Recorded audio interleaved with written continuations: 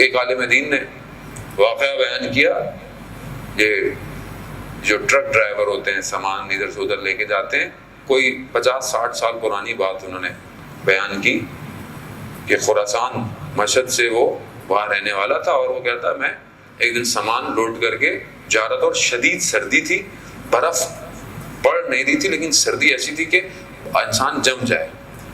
تو کہتا میں نکلا اور ہائی وے پر تو اچانک سے میرا جو ٹرک تھا وہ بند ہو گیا.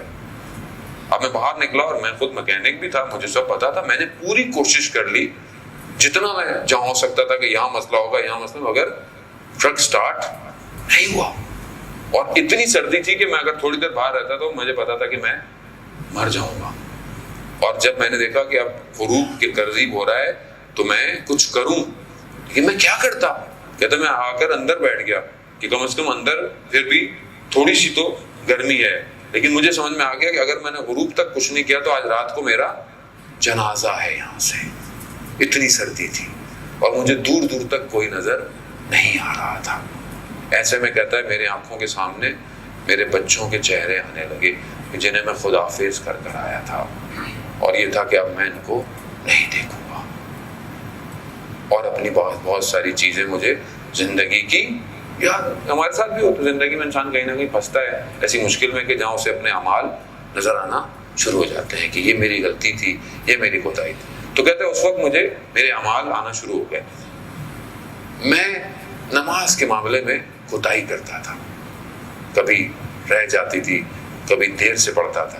یہ میرے اندر ایک برائی تھی. اور ایک اور برائی تھی جو میرے اندر تھی، اس کا وہ عالم دین نے بھی ذکر نہیں کیا کہ یہ دو چیزیں میرے اندر کمزوریاں تھیں. تو میں نے وہیں پر وقت کے امام کو پکارا، یا امام زمان اغثنا، میری مدد کیجیے، میں آپ سے وعدہ کرتا ہوں میں آج کے بعد اپنا یہ گناہ چھوڑ دوں گا اور نماز اول وقت پڑھوں گا. کہتا ہے یہ میں نے ابھی کیا اور خدا کی بارگاہ میں بڑا گریا کہ خدا مجھے معاف کر، مجھے اس چیز سے نکال. تو میں نے دیکھا کہ سامنے سے کوئی شخص آ رہا ہے جس کے ہاتھ میں پانا ہے. تو میں سمجھا کہ شاید کوئی اور ڈرائیور ہے جس کی اپنی بھی گاڑی واڑی کوئی خراب ہے. جیسے ہی آیا تو اس نے میرے شیشے کے پاس آ کر مجھے کہا کہ کیا ہو گیا. میں نے کہا کہ کہہ رہا ہے میں صحیح کرتا ہوں. کہہ رہا نہیں ہو. کہہ رہا نہیں میں کرتا ہوں، تم سیلف کرو. کہتا ہے میں نے جیسے ہی اس نے کچھ کیا تھوڑی دیر میں نے دیکھا ٹرک سٹارٹ ہو گیا. وہ واپس آیا اور شیشے کے پاس کھڑے ہو کے کہنے لگا. تو میں نے کہا کہ بہت شکریہ، چلو میں آپ کے ساتھ چل کر آپ کی گاڑی بھی اگر مشکل ہو. کہتے نہیں میری کوئی مشکل نہیں ہے.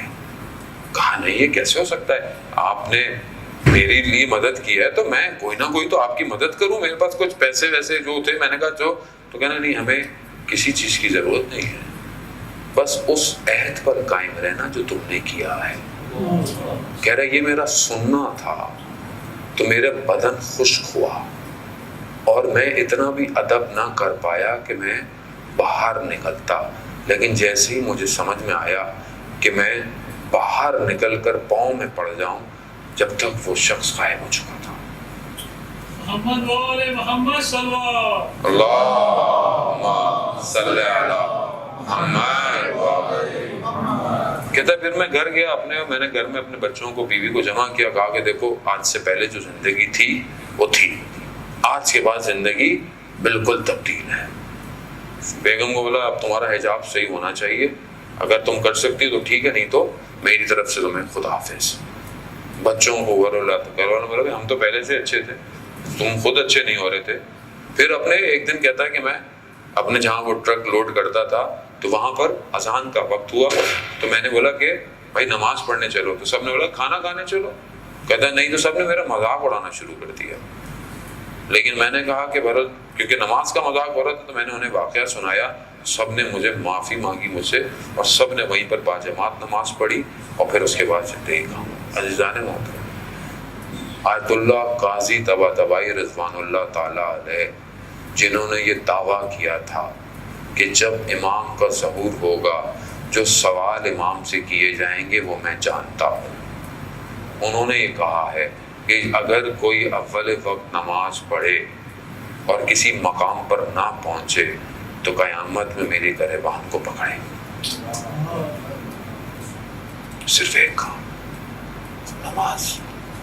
خوب ظاہر ہے جو ٹریول میں ہے، کئی ایسی جگہ کام کرتا ہے جہاں پاکی ناپاکی کا مسئلہ ہے، کچھ ہے، وہ ایک الگ بات ہے.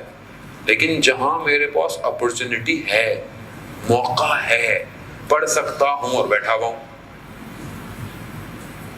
افطاری ہے، خوب پہلے نماز پڑھیں، ایک پڑھ لیں، سنتیں نہ پڑھیں، دوسری نماز بعد میں پڑھ لیں. لیکن اس بھوکے پیٹ جو مانویت سے پر آپ کا وجود ہے، اس میں سجدہ کریں، اس کا کہیں اور اجر ہے، جانو کہیں اور لے کے جائے گا آپ کو. یعنی وہ آپ کا اہمیت دکھائے گا کہ تم نے لبیک کہا ہے، حی علی الصلاۃ پر، حی علی الفلاح پر. تم نے شکم کی طرف نہیں پڑھے ہو، تم سجدے کی طرف پڑھے ہو. یہی تو وہ سجدہ تھا جس کے لیے امام حسین نے قربانی دی کربلا میں. اسی کا تو توحید کا تو مسئلہ تھا سارا. توحید کا انکار کر رہا تھا یزید بیٹھا ہوا، وہی کو کہہ رہا تھا کہ سب ڈھونگ ہے بنی ہاشم کا. مگر وہاں پر اسی گھرانے سے نکلا کہ جن کے گھرانوں میں رسالتیں اتری ہوئی تھی. وہی گھر نکلا جس کے گھروں کے اطراف میں ملائکوں کا آنا جانا تھا. وہی شخص نکلا جو معدن رسالت تھے. انہوں نے دین کو بچایا. کون دین کے لیے اٹھا؟ کوئی نہیں اٹھا.